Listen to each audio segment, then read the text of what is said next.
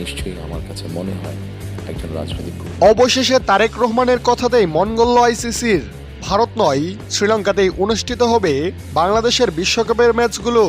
গতকাল বুধবার আইসিসির বোর্ড সভায় বাংলাদেশকে নিয়ে ভোটাভুটি অনুষ্ঠিত হয়।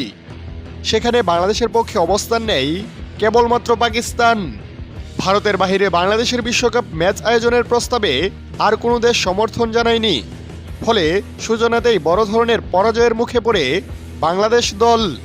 এই অবস্থায় বিশ্ব ক্রিকেটের নিয়ন্ত্রক সংস্থা আইসিসি বাংলাদেশ ক্রিকেট বোর্ড বিসিবিকে 24 ঘন্টার আলটিমেটাম দেয়। আইসিসির এমন কঠোর অবস্থানের কারণে গতকাল রাত থেকেই বাংলাদেশ ক্রিকেট অঙ্গনে চরম অনিশ্চয়তা ও অস্থির পরিস্থিতি সৃষ্টি হয়। পরিস্থিতি সামাল দিতে বিসিবির বোর্ড কর্তারা সরকারের সঙ্গে দফায় দফায় বৈঠকে বসেন, তবে কোনো চূড়ান্ত সমাধান আসছিল না। এই সংকটময় মুহূর্তে বাংলাদেশ ক্রিকেটকে বাঁচাতে এগিয়ে আসেন বিএনপির চেয়ারম্যান জনাব তারেক রহমান।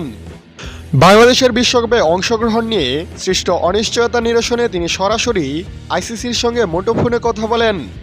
তারেক রহমানের হস্তক্ষেপ ও অনুরোধের পরে আসে ইতিবাচক সমাধান। শেষ পর্যন্ত আইসিসি রাজি হয় বাংলাদেশের বিশ্বকাপের ম্যাচগুলো শ্রীলঙ্কায় আয়োজন করতে।